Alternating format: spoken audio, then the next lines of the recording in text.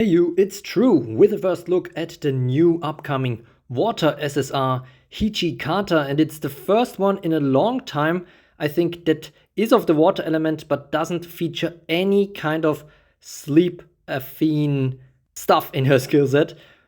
Her speed is relatively mid, and she comes with a fellowship with Musashi, who she might also be a good combination with. Let's check out her skills. The first one being Spirit Blast, costs 0 spirit and 50 time units and deals 50% damage to one enemy, 300% damage every second time this skill is used. We already know this from all the blast types. But why is it a Spirit Blast? It costs 0 spirit, but at the end of the day, she will gain a lot more than 0 because there is an RNG effect and allies gain either 3, 5 or 9 spirit. So basically a full spirit recovery is possible just with this Spirit Blast. Of course, just a 1/3 chance to gain the 9 spirit, but maybe your spirit is already high when she uses this anyways. And not only does she give spirit with this skill, but she also gets granted stealth and a stealth shield. So this is a very nice, a very good setup skill for her, because I can already tell you she is a heavily stealth focused unit with a little overdrive side to her, which is perfectly exemplified by this skill. As always, the blast type skills ignore damage reduction effects, counter stance status effect, and the effects of skin passive skills. And then we come to the next skill that is called the Stealth Punisher. But I think it's actually quite similar to the Stealth Ravager, just a little better, just a little update. It costs 2 spirit and 130 time units, which might sound very similar to Angel Gene. It also deals 500% damage to 2 enemies.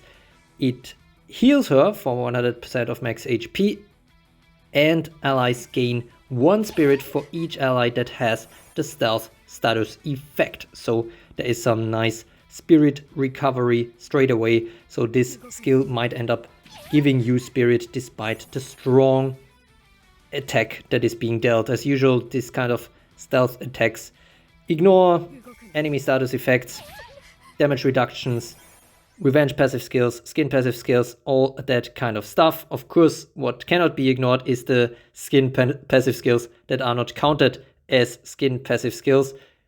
Hijikata actually has one of those as well, arguably. We will see when we cover her passives. But first, we cover an instant skill. The third one from Hijikata is called Excessive Force.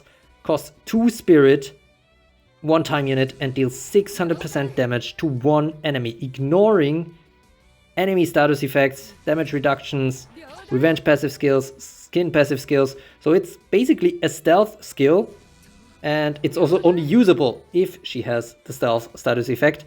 And on top of that, it is kind of an overdrive stealth skill. So there are 2 conditions for this to unlock: the stealth status effect and also having 6 or more spirit. Now, other than that, there is no direct lock on this, so this could become quite crazy, where she can spam those skills if there is some spirit recovery going on, maybe due to some support on her team. And so if she uses this skill 3 times within 10 time units, it does become locked for 50 time units, which, yeah, to be honest, this doesn't sound like a very punitive lock. Well, I mean, you can definitely think of some scenarios where she gets to use this 3 times within 10 time units. For example, if she starts a turn with 10 spirit. But yeah, 50 time unit lock is not that bad. Basically, if she uses some other skills, it will quickly unlock again.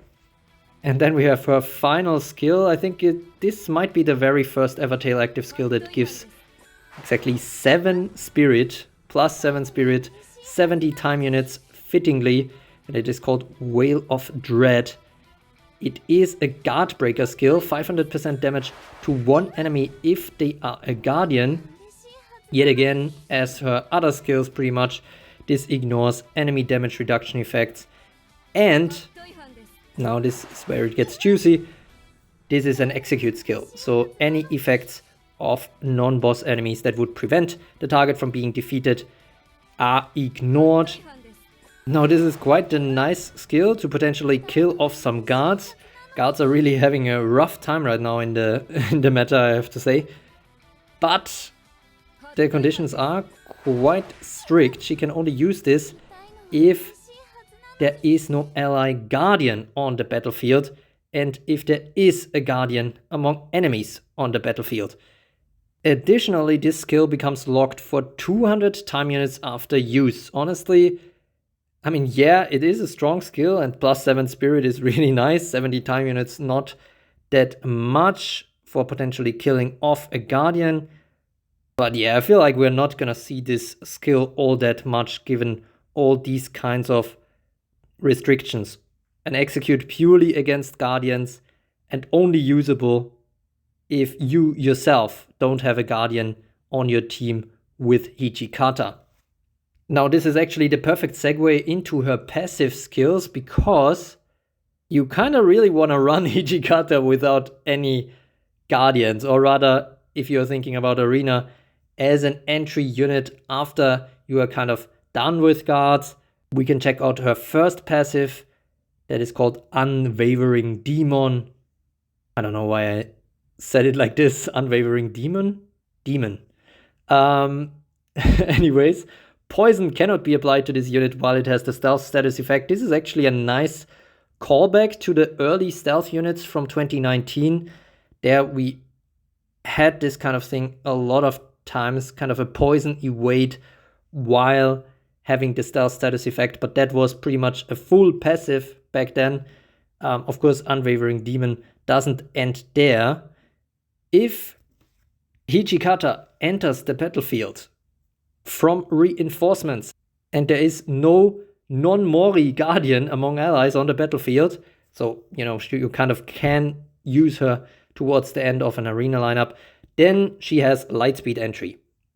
Also, as long as there is no non-Mori guardian among allies on the battlefield, she is permanently enraged and her active skill time unit costs are reduced by 40%. This does not stack with any other quicken skills. So that is something to keep in mind considering her other active skills. But where her skill set I think gets even more interesting is actually with the other passive, Demonic Resolve, which also yet again plays into that role that she's supposed to play where you no longer have any guardians around. Each time this unit takes damage from an attack while her time unit is 100 or less in the turn order, and she survives that hit, Hijikata will immediately get the turn by having her time units reduced to 0. This is a little similar to Mordred. Yet again, this is not considered a counter skin type effect. I mean, it has some additional conditions to be fair. So she needs to survive with more HP, more than 1 HP from an attack to get the turn. And if she is heavily stunned, this doesn't work either.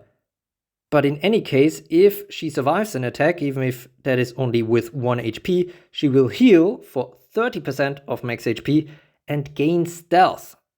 So that is basically a purify on hit. And like many units recently, this unit comes with a charged hold ground. Unlike Napoleon, she already enters the battle with 3 charges right away, which is appreciated. And then if she would die, she consumes 1 charge to survive with 1 HP remaining instead, and then immediately heals her back up for 30% and gets stealth. Of course, only if this isn't an execute skill or if she's not poisoned. But I mean, she kind of heavily counters poison with her skill set. More specifically, Cthulhu is someone that might trigger her passives a lot. How does she regain charges? Whenever a stealth ally gets the turn, she gains 1 charge at the end of the turn. That is actually not that great. There's a lot better charge gaining mechanics on other units. This is pretty specific already. So a stealthed ally getting the turn. The good thing though is that I think this should include herself, since it doesn't specify that it has to be another ally. And given how easy it is for her to have stealth at the beginning of a turn, also in combination with her passives, this might just be enough and make her very annoying to kill, despite not having any damage reduction effects, of course. So that is Hijikata's entire skill set, yet another pure stealth unit. We haven't had one of these in a long time, but what's also very interesting is that this is yet another anti-guard unit, very strongly so, and very strongly so both for your team and the enemy team. If she encounters one on the enemy team, of course it would be nice if she can use Veil of Dread, and that she can only use if you don't run her with a guardian besides her, which also makes a lot of sense given that a lot of her passives kind of rely on that. The additional attack plus 50% is quite strong. If you think about her damage multipliers, the permanent enrage could be quite crazy, and the 40% permanent TU reduction is definitely helpful. This is not relying on her having stealth, although, I mean, she really is probably the unit that can get stealth the easiest. The non-counter skin passive, if I can call it that way, is also extremely strong and whack, because she has this kind of unlimited instant skill potentially if you have a lot of spirit on your team. For Arena, I'm not sure how strong she will be. I mean, in Platoon 3 and 4 and stuff like that, she could definitely be extremely strong, but as a kind of strong unit right off the gate, probably only if you run a very low guard build, or if you are kind of putting her as a position 5 unit with the hope of a guard in the first 4 dying first before any other units on your team, and then Hijikata coming in, getting the lightspeed entry, getting all that nice stuff that she gets if there is no guardian on the team. Also true for war, of course. Very offensive unit for sure. Probably the safest bet to run her efficiently is to just really keep her away from any guards, though. For Arena, I think this likely means either running her very early with some very strong DPS, but I think you can only really allow yourself to do that if you have a significant fellowship advantage. But for the later platoons, she's probably set.